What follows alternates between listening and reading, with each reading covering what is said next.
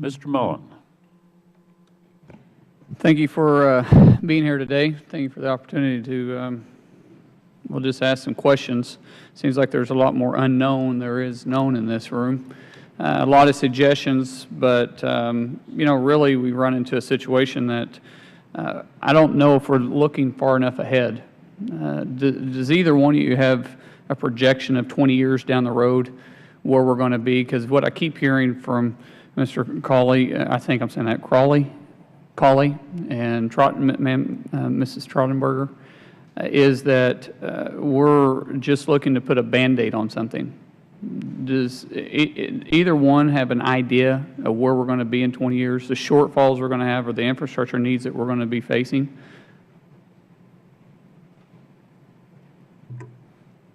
I don't have a projection going out 20 years, but I think in our testimony, we mentioned the size of the shortfall in 10 years is enormous. Well, as slow as we move in the government, if we go just 10 years out, we're just going to be starting on today's problems.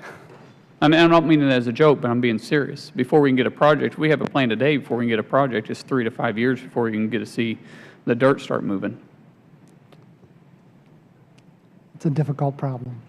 Yeah, no, I think it's a very fair question, and I think as my colleague mentioned, I've seen 10-year projections, and essentially, as we've mentioned, the revenues to the Highway Trust Fund will sort of flatten out in the around $36 billion, going up a tiny bit, and you know, there have been a bunch of different analyses out there over what the needs are. I mean, the trend lines diverge, and they continue to diverge in the long run. So I think the picture is even a little more dire 20 years out if we don't, you know, do some interventions. Sir, you had mentioned a 10-cent tax on gasoline and diesel. Have we thought about our natural gas vehicles, which is just on a rise? They're going to continue to rise. And our electric vehicles, how we're going to plan on making sure that they pay to drive the highways too?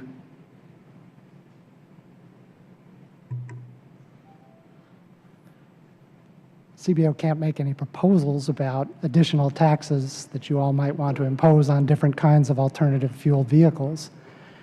But when I look at the... Well, it's not so much as wanting to propose. It's just if everybody's going to, you know, what we continue to hear from this administration is pay their fair share. If we're going to continue to go down that road, then those that are using the infrastructure, which is every American, every individual, every person that comes and visits this country, gets to enjoy the benefits of our infrastructure that we have. So how are we going to pass it on to everybody other than just the individuals that are driving gas and diesel vehicles? Presumably through a fuels type tax for those alternative kinds of fuels, or some sort of vehicle miles traveled charge for the use of the roads. I don't know of any proposals out there to do those kinds of things at the moment. But when I look at the projections that the Department of Energy has about the vehicle miles traveled or anticipated to be traveled by these alternative fuel vehicles, they're not huge. Well, the trend that we're seeing with natural gas and with electric vehicles, they're fueling at home, not at the pump. Mm-hmm. And so if we don't figure out a way to actually capture that, then we're literally just doing what government continues to do, and we just put a Band-Aid on it when we really need stitches. Ma'am, you had talked about this administration, the Obama administration, wanting to use the revenues or lack of revenues from our drawdown and our 2 wars that we've been fighting. But this administration, and I believe you will even admit, that that's dead on arrival. There's no way that's actually going to go anywhere. I mean, we're going to take more money out of DOD when they're already struggling with the cuts that we've already proposed to them, and we're going to propose more cuts. So does this administration actually have a true plan, or are they just going to continue to throw out suggestions, what we continue to see?